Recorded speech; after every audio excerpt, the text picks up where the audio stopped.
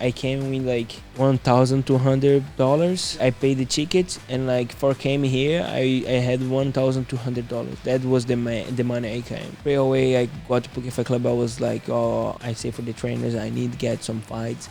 I need money. Like he book a fight for me anywhere, and then they start to like get me some fights, and then COVID come and like everything got blocked. On that point, my $1,200 was already like really less than this.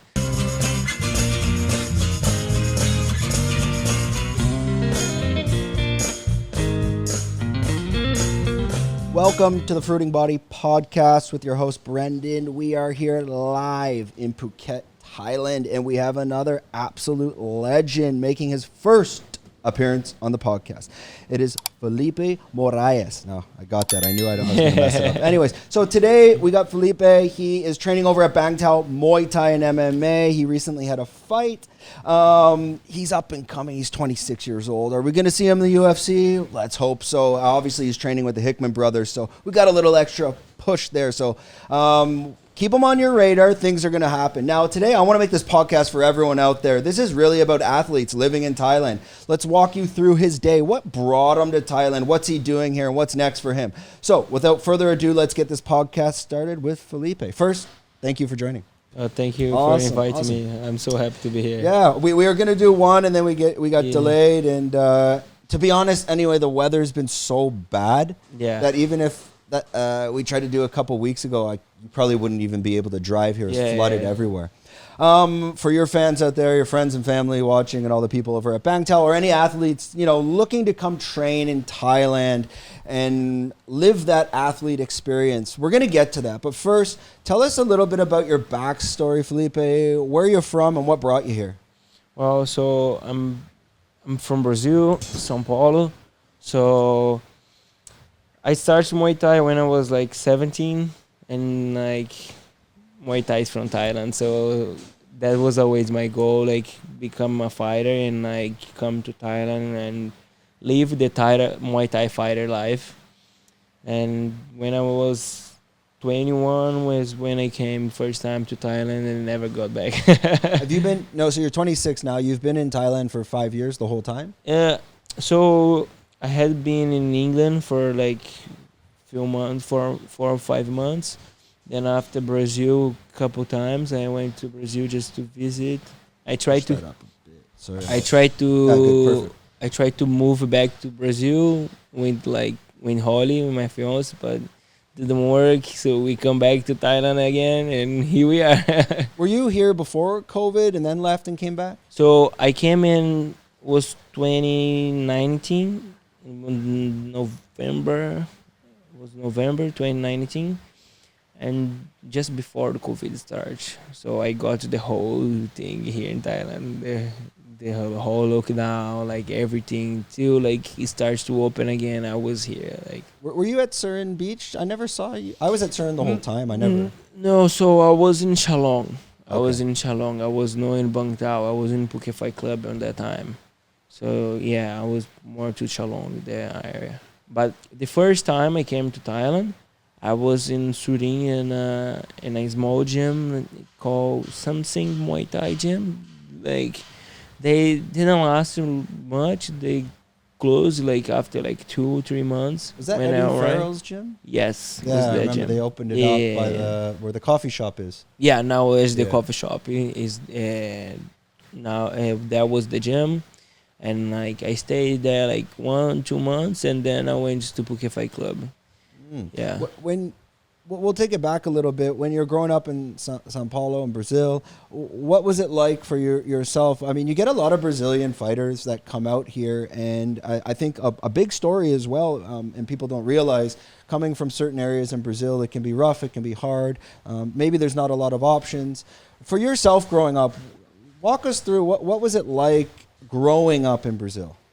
Well, no, of course, like, I didn't came from like a rich family, a good family. It's like I have to deal with like my parents' separation, like when I was 11. So it's like but that I think was kind of good, take me out to the streets a bit, because I have to stay in the house and like take care of my young sister. I'm the older, so it's like as my mom work, I take care of the house, because in that point like my dad was no much helpful after like we break up. They break up with my mom, so like yeah. Then like we never had much money, like me and my mom, like and my sister, like before like when my dad usually to work in a bingo, so it's like he usually to make quite good money when I was a kid, like to like 7, 5, 8 something. What Like. is it? A bingo? Bingo is like, like the game, like they have like you get the numbers. Like a lottery. Yeah, kind of like Yeah, a lottery. bingo, and they call the number. Yeah, out. call the number But it's and you gambling. choose. Yeah, yeah, yeah. Then like got illegal in Brazil, all that, and then like then like was when like things starts to go more like bad, and then like, but in the house, between my mom and my parents was always like shit. But then like after my mom said all the whole thing, was just my mom working, and then like me taking care of the house. So it's like then when I was 15, I started to work. And then start to train, and then 16, 17 was when I started to train Muay Thai, and then was when I started to fight, and like then have a goal like to want to be a fighter. But since I was a kid, I watched UFC, I watched Anderson Silva, like Minotaur, and it was like always like, oh, I like fighting. It's like I always like to fight in the streets, in school. Like so, it's like was one thing like fighting was always on my life. Like if it was not the school, it was the streets. Like when the guys, the kids. Like I grew up a lot playing in the streets, and like so it's like playing football, then arguing with one of the kid, then fight, and then after playing again. So it's like was kind of like normal for me, like fighting, like yeah. The area that you're growing up in Brazil, can you describe the area and most So people like yourself that came out of there, like if they're not getting out into, let's say, training or getting a good job, what usually is that environment like? So I grow up like I didn't live inside the favela. It's like I live on the door on the favela. The security. Yeah, I was on the gate. So it's like the neighborhood where I live was like few like little condos. The government make like a little bit more cheap for poor people like you buy and like have a house and not be in a favela. But like on the road I live, on the end of the roads was like the entrance for the favela. So it's like the road behind it was the whole favela. So it's like I grow up with like all the kids from there. Like we all knew each other because it was like a neighbor. It's like I was not inside the favela, but I was not much far from there too.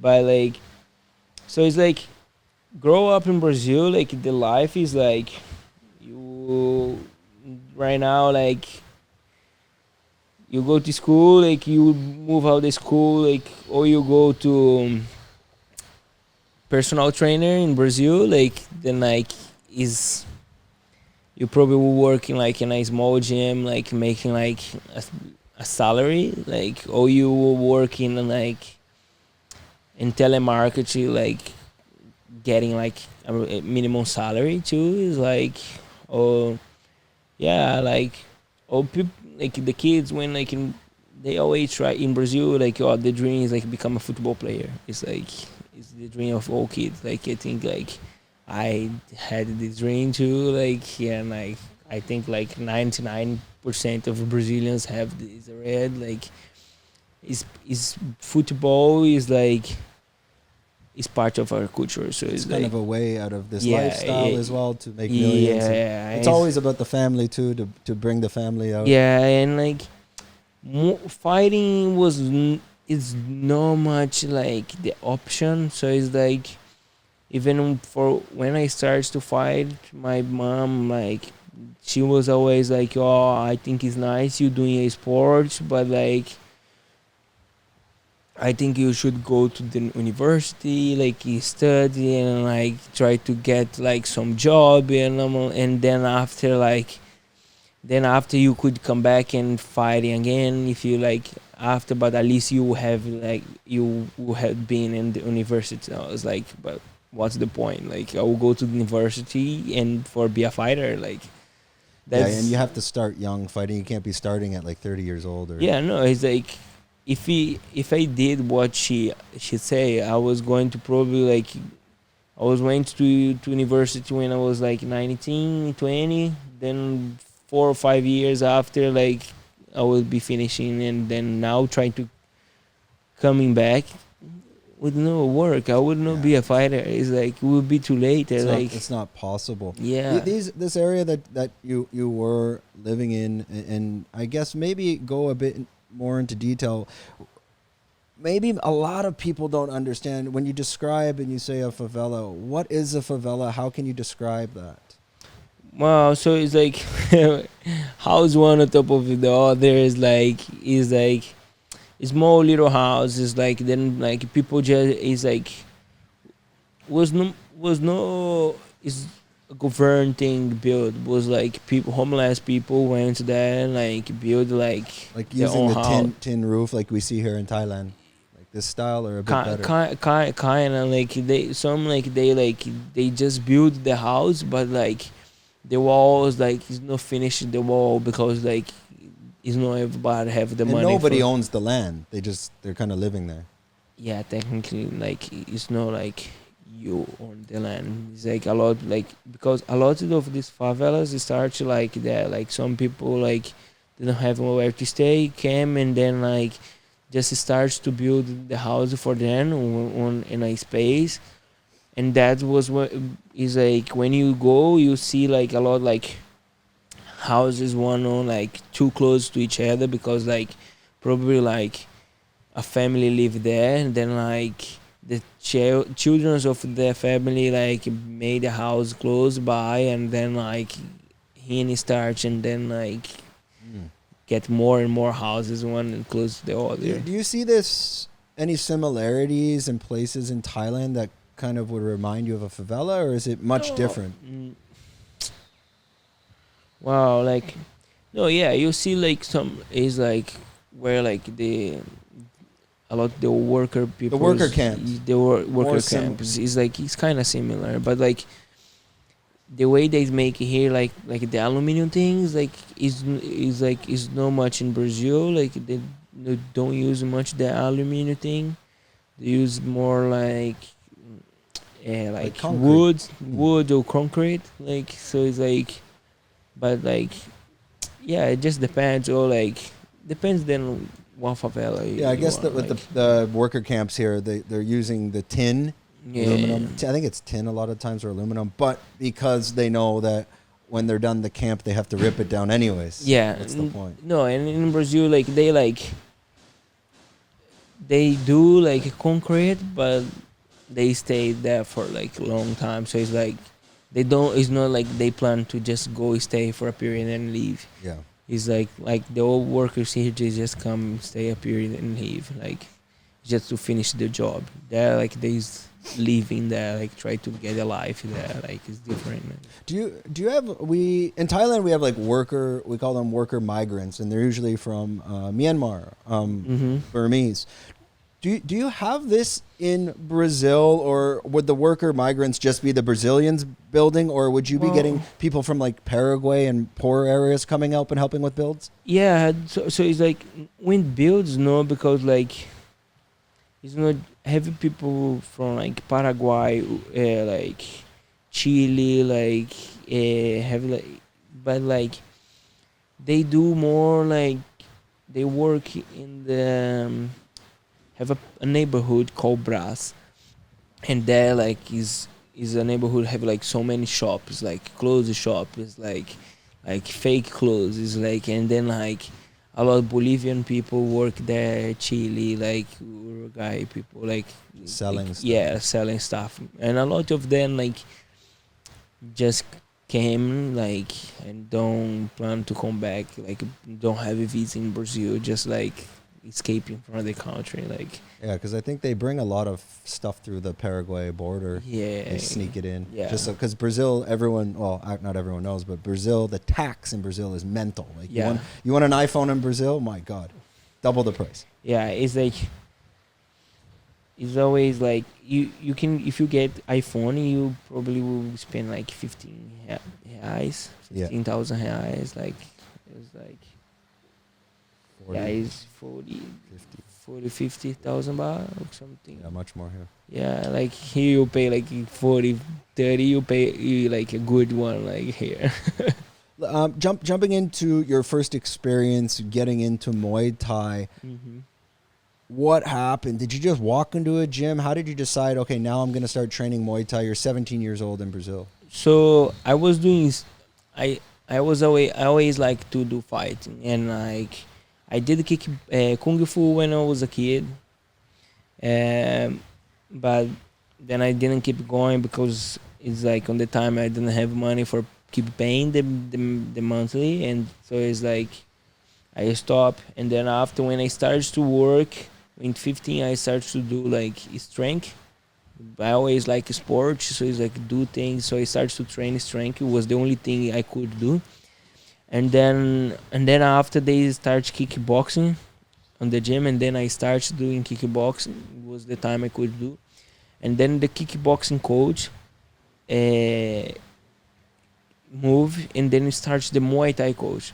And then was when I started Muay Thai. And then I always wanted to compete. And the Muay Thai, the kickboxing coach, he was more like, come do his class and like that's it. He go home, and like he didn't actually care, to put no one to fight. He just wanna get his money and fuck off. So he's like the Muay Thai coach. He was like, "Oh, why you training Muay Thai?" I'm like, "Oh, I wanna fight." He's like, "Yeah." I'm like, "Yeah." It's like, then after that we start to train more hard, and like when like few months is like I did my first fight. And then after that, like I just like did like one after the other. And then no, first fight I was working the whole day, 7 to 5, and then evening I have school to 7 to 11, and then like most of the days I was missing school for go training Muay Thai. And then one day my mom catch me. She find out I was not going to school, and she went in the school, and I was almost losing and making.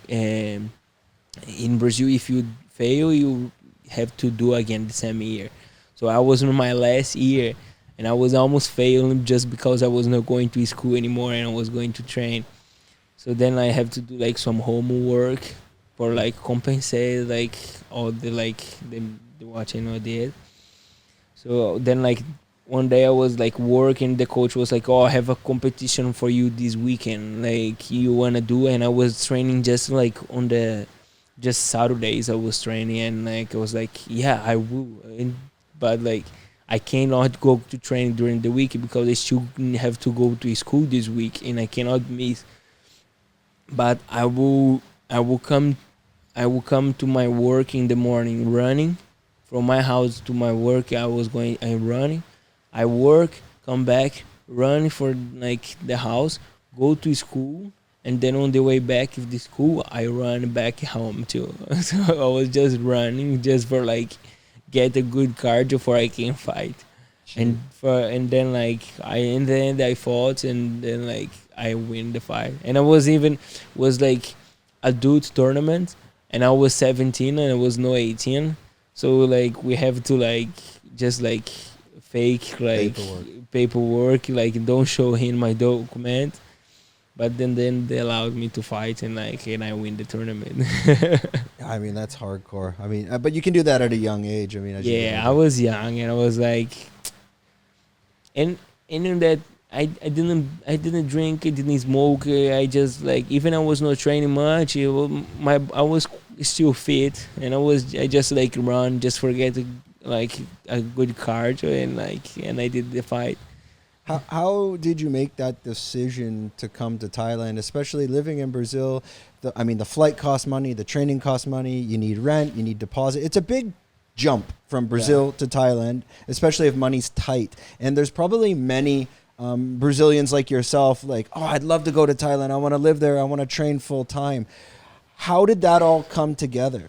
Well, so when I started to fight Muay Thai, Thailand was always the dream. Like, you are Muay Thai fighter in Brazil, you like, fuck, I want to go to Thailand. It's like, that is where is the big stadiums. Like, that is where is like the high level Muay Thai, you know? Like, it's like, if I want to be a good fighter, I need to be in Thailand.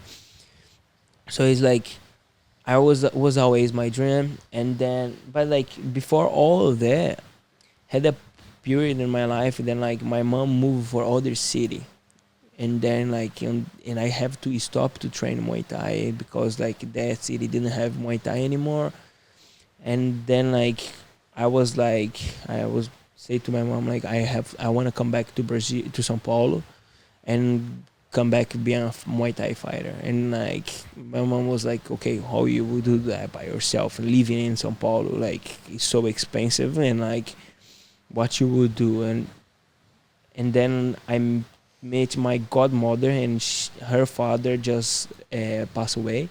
So she was like, oh, you can come and stay with me in his room here for you train and you fight. But is that what you need to do? He's like, so like, okay. And then I come back, and the gym I was training, they was paying me 400 reais per month just for like training and help like on the classes.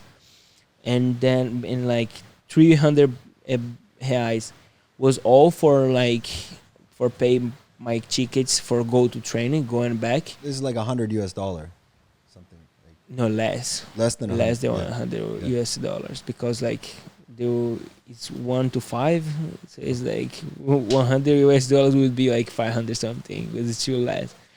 So it's like, and then like last me like 100 for cut the hair, buy like razor, buy like all the shit what I need for after. And like plus my godmother always helping me like with food, like I getting food in the house for I cook.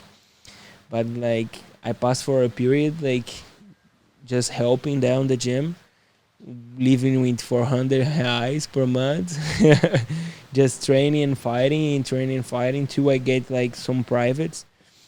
And then like when I started to get some privates was when my other friend Thiago was here and something, and he was like, oh, I showed the guys some of your fights. They say he sponsor you with like food and train and how in home. I would have a room there too. But then so I just like pack everything what you have, like save some money, buy the ticket, and came to Thailand. But you'd have to save quite a bit of money. And how long did that take you? Well, I didn't save as much too. Like for me at the time was a lot of money. I was like, I came with like $1,200 just to get your plane ticket here.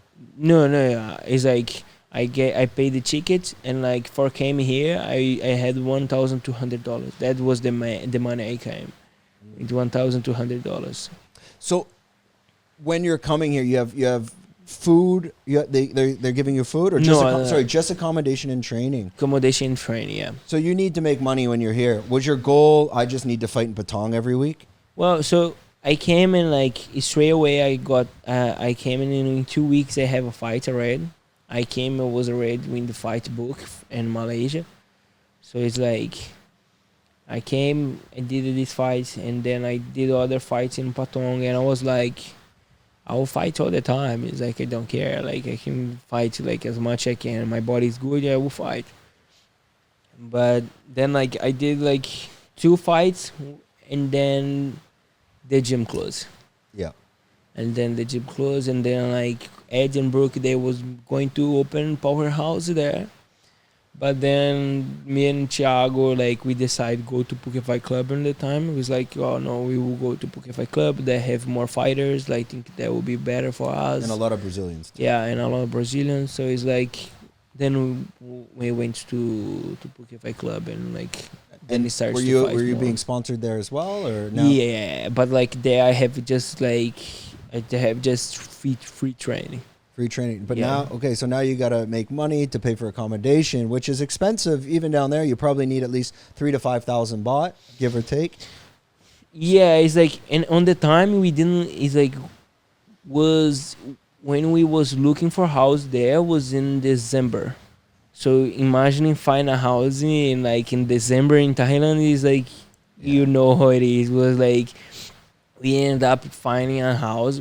Was like lucky we was me, Thiago, and the other guy, and the other like it's like Ahmed, like he passed away, but it's like he was with us there, and like so it's like we got like a house with 3 rooms, and like we were sharing everything, but like the house was so expensive, and like the just electricity we was paying like 6,000 baht per month, like in electricity. It's like it was too much. It was too So much. how when you're going now, obviously, if you're flighting in Malaysia, the pay is much better than fighting in Patong. Were Yeah. you every month? Was it stressful? You're like, I need to fight to make money, or I don't eat. Yeah, and the thing is like, I was like, okay, no, I need the fights. I need to do some fights for make money. Like, and then like straight away I got to Phuket Fight Club. I was like, oh, I say for the trainers, I need to get some fights. I need money. Like, he book a fight for me anywhere, and then they start to like get me some fights, and then COVID come and like everything got blocked. Like, nobody could train, nobody could fight, and like now I'm like my one on that point my $1,200 is already like really less than this. So So how did you survive? man, it was hard. Like the first few months was hard. Like me and my friend Thiago, we usually when we talk, we usually to say, man, we usually to make the cow patch, but we make just like the fry egg, just egg and egg and rice. For like over a month, we eat just like egg and rice, and like sometimes we buy some chicken. Chicken was like really like Delicacy. yeah, when we was like in a special occasion, but So- man, it was like So at that point, you're trying to, a lot of people are trying to survive through the COVID Yeah. time. What was your budget for the month? You're talking, are you trying to survive off like 10,000 baht? well, no. So it's like was everything closed. So it's like we was paying the rent, and like on that point we was trying to move house because like everybody was leaving. So it's like we was trying to look for something more cheap, and then like the first month we stay 1 more month on this house, and then on the second month we went for, I don't know if you know the Kunkai restaurant close to on the Tiger. Yeah. The Kunkai restaurant in the front have like a few rooms, like the Tony's rooms. So he got like a good price for us there, and then like me and my friend Thiago, we was sharing a room there. So it's like the room was like 5,000 baht with like electricity, everything includes, and like plus like on that point was like me and Thiago in one room, and then Fabio, like my other friend, he's fighting in one championship now, and like the other guy, Rafael, is in Brazil now. They was sharing a room, so it was like us four there. We was like each one was in a room, but we don't have a kitchen in the room. So we in the front of the rooms we make like a table, put like the electric thing for cooking there, and we every day was cooking there together. So it's like for like, and then on that point is we was like per week we was spending like 1,000 baht each for food. Then it was when we like starts to eat more chicken, more pork again. It starts to eat better. Like Was this option of still cooking at home cheaper than eating out? oh yeah, Yeah. yeah. No, it's like in Thailand it's cheap, but like it's cheap. Like if you go like if you go eat in Kunkai, you go spend like, you get one like meal like it's 50, 60 baht, 70, like you might like per meal you will spend like 100 something. So it's like you eat and you don't eat as the same way when you eat in the house. It's like we all eat so much. Yeah, So I mean, it's when you're like out eating, it's small portion. yeah, it's like you get it's like you is a the portion is small. It's like just one if I go eat out, just one portion of like is not enough to me. Yeah, I I need know. eat two. And then like two is not that much cheap anymore. So it's like Yeah. if I buy the things in the house and like I make the food in the house, I will eat a lot more rice, a lot more chicken, a lot more veggies, like, and it will feel so much better. Yeah, Phuket or not, sorry, Thailand. It's I find when you go out, even to the beaches, and you eat the little, Thai food. For me, it's like everything's a snack, Yeah, and I'm so fat, so it's different. yeah, When you're living with these guys, I mean, a lot of people that have been on the podcast explain the stories of COVID, and I think a lot of people, most people, they came out very strong after because.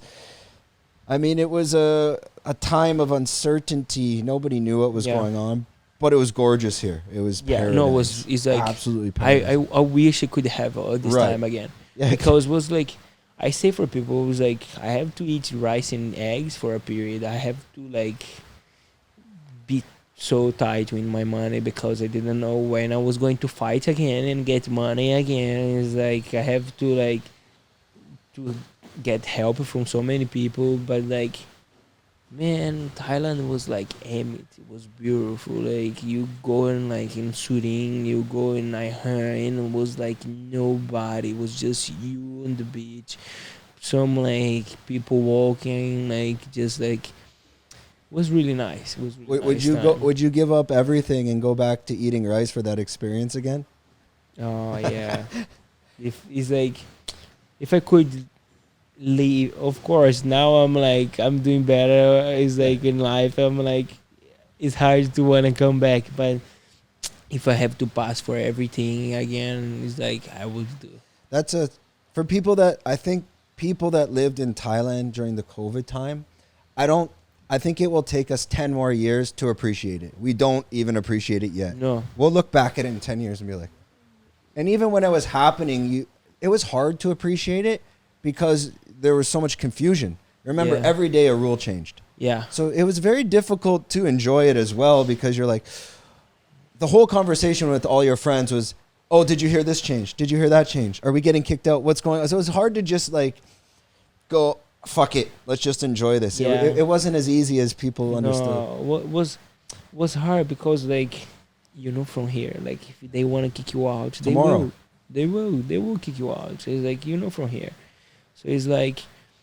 And like I remember like in the first month they were like who don't have a visa and will have to like leave, and then I was like fuck, now I need like pay now the money for like for my visa, if it's like I will not have, and then I have like to get money like with like somebody because I had money in Brazil but like was going to arrive here in Thailand just like in the next week. And they were like, no, you need to start this week because like next week people will like start to get kicked out. And I was like, And they kept changing. They would Yeah. scare everyone and then they did extend. and no, and then after they did the COVID visa, Yeah. it's like it then was like so ridiculous because like so many people bought the student visa. Did you and buy it? I bought. Okay. I bought the student visa, and then like after they started, oh no, have the student visa, the COVID visa for 2 months, and like was 2,000 baht or something like that, 2,000 baht, 3,000 baht. Like I was like, man, I'm paying like 40,000 baht on a student visa, and like now it's having like I have so many friends they didn't pay like the student visa. They just keep doing like COVID visa, COVID visa, COVID visa. And they did that for almost 2 years. No, they did that like It's till crazy. like the moment to like now you cannot anymore. And then like some of them like they went and like then they change after. But Yeah, that was the one scary part living here. You wake up every day and you don't know if you had to leave or what was going on. and plus like you couldn't meet with your friends. It's like you couldn't train, you couldn't work, you couldn't like meet with your friends, you couldn't do nothing. It's like if you wasn't you wasn't like you went to your friend's house and have a drink and like police come, Yeah, man, they were very tight. you pay like really high money like for them because they were like tight in everybody because like if it was too many people together. Yeah, we would just go to Surin Beach where that was the safest spot. Yeah. Just sit there and drink beer. No, but we did so many party like hiding parties like in the COVID time. Was the moment was the period I more enjoy my life too. Like was Yeah, and I really think good. that will never come back. And this No. island is crazy busy now. Yeah, Yeah, man. It's like it's low season. It's like it's no low season anymore. Don't exist a low season in Thailand anymore. Yeah, the one when you live here, like I'll go to the dam and run in the morning, but you have to learn all the back roads. If you Yeah. don't know the back roads here, it's so stressful. Like the highways, everyone's driving like a crazy person. Luckily, I know all the I know like the Myanmar worker camp back roads. Like I'm Mhm. taking like bridges they build. Otherwise, and you know what? It's quite nice. It feels like you're in the country back road. But the Yeah. second you hit these main roads, man, it's scary. And then like people just drive like fucking idiots here. Like they just like uh, put indicating like just like oh I turn here indicate and go and I'm like no just fucking look first. It's like and like if you guys people in the car like or in the truck in a van like you have a bike in the side he just go on top of you and you move is like Yeah, especially if you're coming to Thailand to train MMA or Muay Thai and you never have driven a motorbike, this is not the place to learn. This is like you need to be extremely no, and I have so cautious. many people here like just don't know how to drive and like just get a bike. Yeah, it's It's like the other day I was in Bangtao and like this kid was like leaving in the bike and then like he just like speeded up too much and the bike like run like on into the other bike it was parking and I was looking for him. I was like man like just speed it slow and then he's like he sit on the bike again and like he just like left but was like left and was like this is right in front of Bangtao. yeah Yeah, because if you hit the first time I ever rode a motorbike was in Taiwan, when I first moved here. I was 23. This is 2010, and the first time I got on, you get scared because you don't know. And the first thing I did is I Supermaned it. I just got on, but then when you don't feel it and you pull it too hard, and then you can't control it, so it goes like that. and then like you try to And hold it so like if you try to hold on, you're gonna crash. So Yeah. I ended up, I was strong enough. You have to like hold it and like throw it. yeah Oh man, it's scary. No. So now you're training at Bangtao. You Yeah. transitioned from Phuket Fight Club. What brought you up to Bangtao Muay Thai and MMA? So I left Phuket Fight Club to into England and Brazil, and then I was like in Brazil. With holiday, was not enjoying being there. I was like, okay, so like, let's go back to Thailand, but I wanna maybe go to Bangtao. I wanna go to Bangtao. I think for me that would be better for training MMA, training wrestling. It's like I think wrestling will suit more my game like than like BJJ I think because I'm not a grappler. I don't. It's like I think wrestling will be like You just want to know how to get up. yeah. I want to stand up. I don't want to be on the ground with someone. He's like I don't want to be doing guard with someone. I want to like stand up. So it's like and it's just like different place, like different like environment. Yeah, change your environment because you've been down in Chalong. Yeah. Let's compare the difference. As a Muay Thai fighter in Phuket, what's the difference between living in Chalong or living up in Bangtao? Wow, so Bang Tao is a little bit more expensive. It's like it's way expensive than Chalong.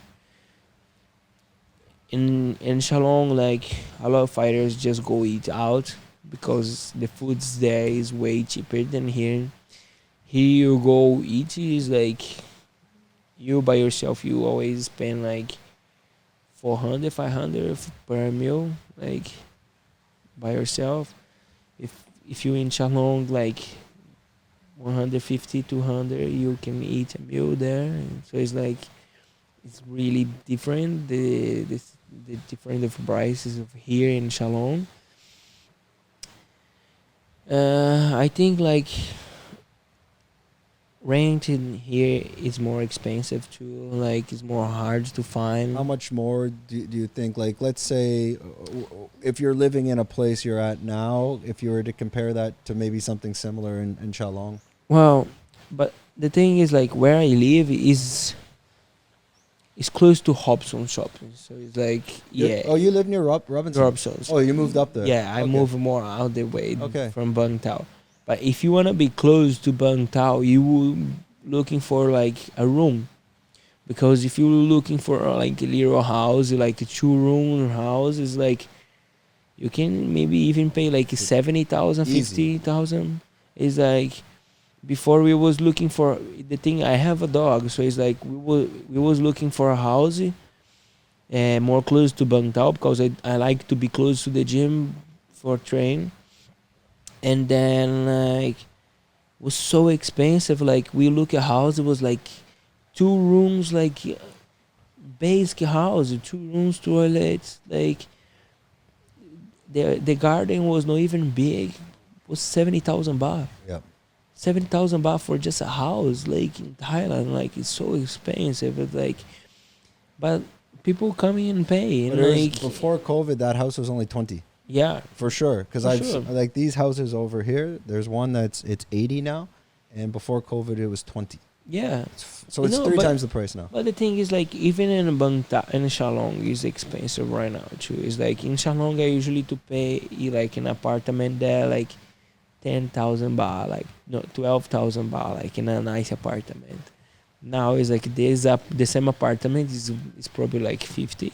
It's crazy. It's like What about your place now? Where are you near Robinson? Are you before? You're on the left. so, you know, just in front of Robson's, you make the turn Yeah, and then have like a little fruit stand, and you and turn then- left. and then you And turn all left. the houses and the lakes there. So it's yeah, like where is like have like the lake there. There's nice houses back there. Yeah, I have some nicest house there. Like it's around the lake there. It's really beautiful because like it's more countryside. Yeah, like no, it's it's what, have what's like the really rent there? green there. It's like a lot green. It's nice. What's the rent like out there?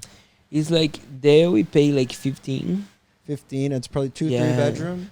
No, just 1 bedroom. Okay. It's just 1 bedroom. Like will be like have like have the living room with the kitchen, a room with like a little balcony with like front for the lake and the toilet, and then in the front of the living room have like a little space, like it's not that big, like kind of like the size here, and then like we have like a little table there, like and 2 chairs, and then like washing machine. But you're in that gated community. Well, it's not really a gate, but it's like there's many houses. Because It's- sometimes just the management, there's no Yeah. management. But it looks like you go back and it would have been a gated community, but it's all like similar looking houses. Yeah, it's all similar Yeah. houses. Like Jada live in the opposite house, so it's Okay. like yeah, Yeah, I think. yeah. Do you know Hans? Hans He lives in there too. He's at the gym sometimes. Alex, the Louis brother, he lived Oh, there okay. too. So it's like like you have a few people there. It's a like, good location. Do you ever take your dog to the dam? the dam is Behind you. is close to the school. Is like close to the British school, right? British? No. It's like the huge dam at the back. It's like where you live, and then you follow the lake. It goes around, and then it comes out where there's a place called like Semicolon. Oh, where Keter Spa is. You know where Keter Spa? Oh yeah, Then you I go don't- past Keter Spa. There's a huge dam. Oh really? No, never I been never there? been there. No, so it's like I've been like it's like after you pass my house, the lake. If you keep going, then you can there is really good like before you get to Chalong, because after you get on the main road there, and then after you turn right, you can get to the British school. Yeah, And no, it's not that. It's not that way. It's the other way south. It's called Manik Dam. Do you know where Keter Spa is? Yeah, I know. Have you ever drove past that? No. Man, you can. For an athlete, it's amazing. Yeah. It's a 7 kilometer. I go around and try to run it every day. Oh, nice. And then they have a giant bridge there. Everyone goes, so you can do sprinting. What's nice is it's a road. It's the best place to walk your dog. Oh, I nice. go every morning, and it's so peaceful. Oh, I will. Actually, we're I will try gonna to go there. cut this out of the podcast. Don't let anyone know. Yeah, I can't believe you've never been there. When did you move up? Did you just move up to this area? Wow. Yeah, I have like a few months. Oh, okay. I have a few months. Yeah, man, this place is. You're gonna go there and be like, how the hell did I not know about this? Yeah. Especially for an athlete, it's So you can go around. It's about 7 kilometers to run, and there's dogs everywhere. Your dog's good enough; he'll mess those things up. But it's asphalt. It's for cars driving around, but there's no cars that go. So it's gorgeous to go around, and you're in the nature. It's beautiful. For me, I do this. I try to do every morning now. Man, just like mentally when I come out of there, because you escape all the noise. Yeah. And you go in there, and it's just Thai people running and walking. We did a photo shoot. I think maybe you were supposed to come that day. We went to the den. Oh yeah, that place. That day is like we did it the day before. Right. Okay. So that was the place. I went with Zach, and man, it's even just to go on your like a day. I'll go there on your motorbike, and you want, because the problem with Thailand now. When 8 years ago, I'd be in Phuket, and some days you just want to drive. Yeah. You cannot do this anymore because it's not relaxing. No. It's just mental. I used to like to go to the airport in the back roads, but you can't because it's construction and dust is flying. Now it's so much dust. Go to the everywhere. dam and just drive your bike around, listen to music. It is so peaceful. There's not a car. Yeah, I will go there this week. Really. Bring the dog there for a walk. Oh, he'll absolutely love it. Close to the British school, there is nice too. Like they have like some lakes there, and like it's like some like I posted a video yesterday. I think after you look at that, we'll see. It's really nice. It's really nice. There, you should go there too. Like I know the one. There's like a restaurant out there too on the water. There's a bunch of lakes out there. There's a restaurant on the water. Oh, I didn't see the one. I went to the restaurant like more to the end, like close to the house. The house after they have like the big villas there. Like they have like one little coffee there. They have like a croissant with like some like cheese things inside. It's really good. What's good though with the dam, at least like the dam I'm talking about, is if you just come out of your place, turn left, and then you take the first left. And this is a loop, and it goes around, and there's horse stables. Have you been back there? Oh, the Niran. Yes. The Niran, yeah. And then after the horse stable, there's a funny side road, and you take left. That will take you to Keter Spa. You don't need to stay on the main road. There's a little... just take your bike and go get lost. Look at every little side road. It all connects. Yeah, I didn't know they connect. Really cool. Because all connects, yeah. Holly, she go then Niran. Yeah. So it's like... I will try to like after we go past do that way for sure. After you loop and you pass the stable, there's a little left turn. If you take that, it's gonna take you to Keter Spa. So what's good with the dog is you don't need to keep him on the main road for so long period of time. You just come out, you turn left, and now you're kind of safe. Yeah. Because that main road, it's crazy. No, it's busy, busy. Even when you're driving, like for me, I try to go 50. I don't like to go fast, but it's crazy. You can be going 50, and these vans will come right on your ass. Yeah. And there's a car in front. There's nowhere to go. No, they come like pressing you, and you're looking ahead. I'll go be like, mate. Okay, and then I let them because you don't know if they're smoking meth and they got a gun. You don't know so I'm just like, okay, you go. You're crazy.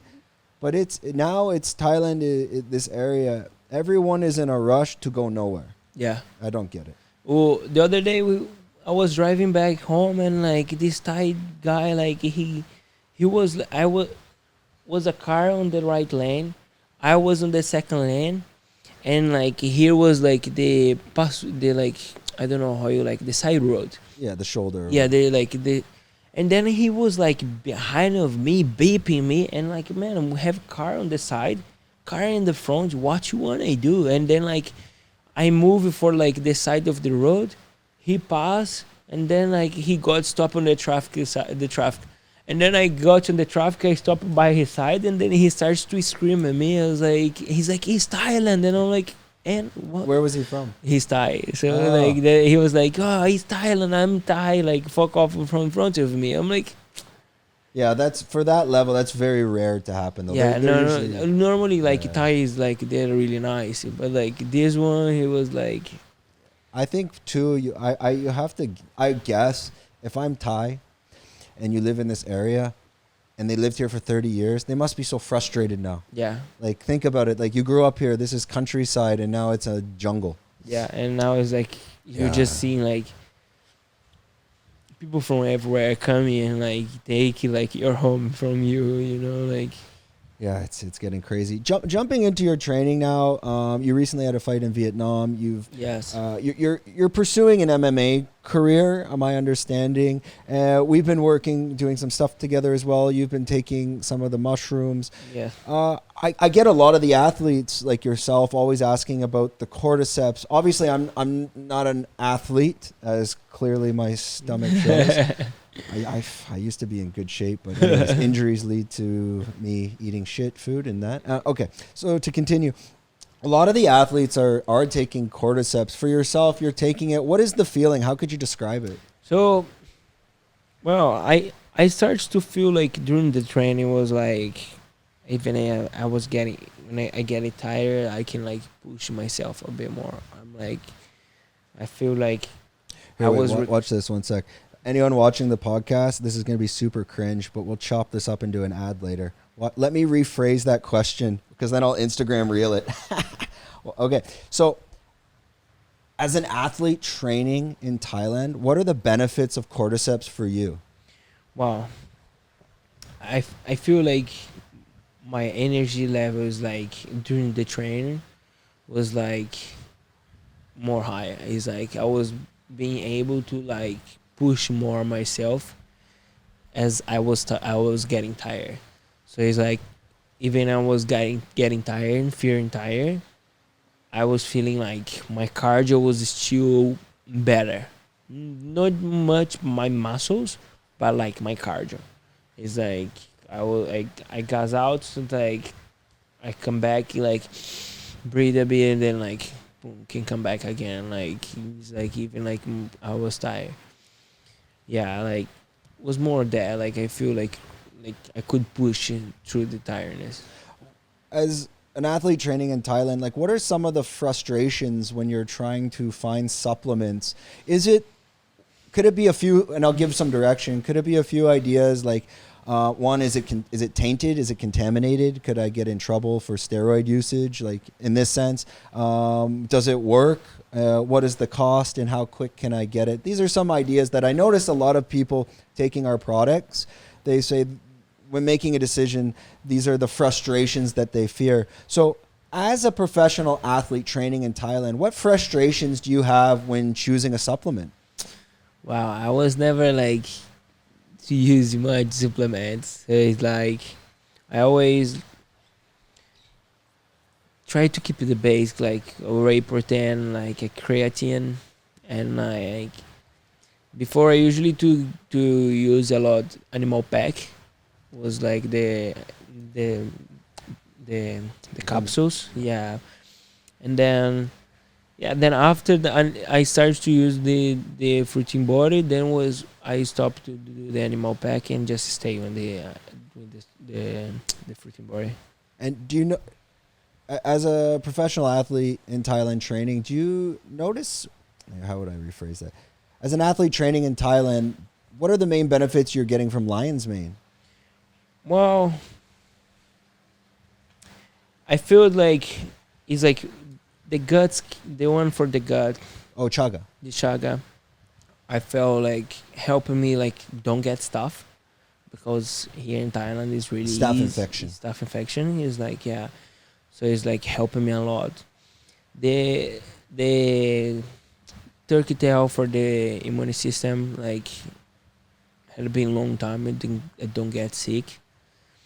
And then like Lion's Mane, I have ADHD, so it's like they're kind of like helping me a bit. Like I think like I forget less things now, or I remember like I forget, but I remember after. So it's like yeah, and the cordyceps is what I more use is the Lion's Mane and cordyceps is the like more daily, and the rest I'm like I kind of like mix it up a bit for like don't take too much like per day because even though it's so many capsules. Yeah, I know. I'm taking too much. But Yeah. and it's the good thing is like when you are taking them all, like they all have their benefits. Yeah. But when you take them all and then together, they help the immune system Yeah. because that's what they are mixed. It's like for me, and I'm not selling the product or anything like that, just acting naturally. It's I haven't been sick in like 2 years. Like sometimes I'll feel a cold coming, and then I use something else called Plucow. It's another product we use. I don't really push it; it's too confusing. Mm-hmm. But if I feel like you feel a cold, Yeah. I won't take 2. I'll take like 15, like overdose. No cold. It doesn't come. It doesn't. It just goes away. But this stuff we can't. Like these type of products, you cannot market. It's just too confusing. Like the name alone, Plucow. Yeah, Plucow. Yeah. How do you market this thing?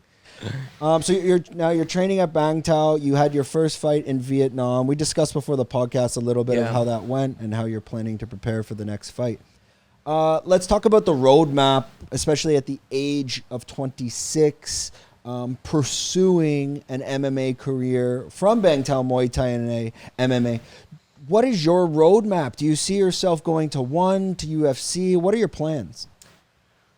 Wow. So I see myself going to like to UFC or PFL. Like one of like these boats would be good for me. PFL they have the tournament.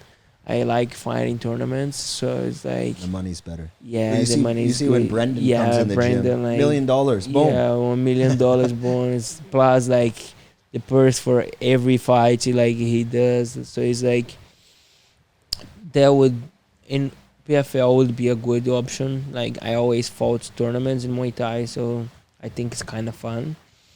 And UFC, I think is like it's a big promotion since I was a kid. So it's like since I was a kid, it's like it's a dream, like.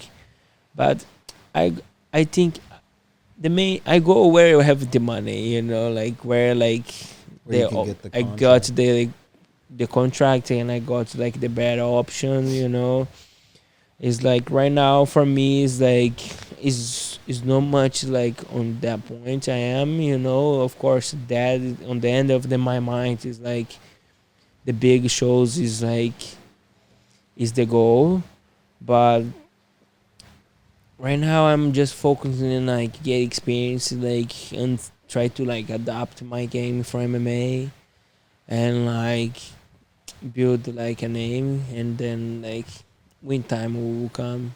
Yeah, I mean, you want that experience, like you said in your last fight, so that when you enter the bigger promotions, like, I again, will you not don't fucked want to up. go in, enter a promotion and lose the first fight, right? Yeah. So it's okay. These other promotions where you lose, but you don't really lose. You're like, oh, I know where I fucked. It's not it's like it's not like you went in and you're like, oh shit, I'm terrible. It's a different situation. yeah, it's like was more like about like no one understand like coming from Muay Thai then is like is a whole different sport, is a whole different way you fight. And like I was fighting a lot Muay Thai 3 rounds Muay Thai before. So in like 3 rounds Muay Thai of 3 minutes with 2 break, and then now going to 5 minutes 1 break is like and it's like I see it was no I'm disappointed until like how the fight ends, but I know was not because I'm a shit fighter or because I'm it's like because I don't know what I'm The doing. conservation of energy. Was because like I didn't manage my energy well for 5 minutes because like I'm adapted to fighting 3 minutes and like it's still fucked up. It's like I still feel pissed off. When was your when was your fight before this? Like in terms of MMA? So it's like I did one. That was my pro debut. This one. Yeah, and then like before I had like one MMA amateur, because before nobody wanna fight with me, and like I'm trying to get a fight. I fought Muay Thai in February for like I was like I will fight Muay Thai, for get my body up for a competition, and then straight away I will do my pro debut. But then because like I have a lot of Muay Thai fight, nobody was accepting fighting with me in MMA. Do my pro debut. Yeah, I remember you telling me way back. They kept canceling. They keep cancel, like, so it's like they cancel. I think maybe like I got like 20 opportunities and like 20 opponents, and all of them like accept, cancel, like change something, and then so it's like now was the one happen, and then like to be honest, it's like it's kind of shit, but like that loss will help me to get fight more easy now, because people will like they will look and like, oh, he have a loss, okay, let's do. Right, so they think they can get a win. Yeah, that you want to enter these promotions like as an 8-0 or something like this. Yeah, it's like that would be like a good thing, like getting like is like 5-0, like 6-0, and like then like would be a good thing, but now it'll be like 6-1. And I mean, most MMA professionals, the top guys, your Volkanovskis, your Yuri Prochazkas, if your Kamaru Usmans, if you look at all their records, they always have like a loss of 2, and it's always right at the beginning of the career. And usually, those essentially Hall of Famers at this point, it's the beginning, and then they learn, and then you move on and you keep growing. Yeah, it's like was experience. Then like I'm learning how to fight MMA too, you know, like is like the guy, he have a little bit more experience than me in MMA.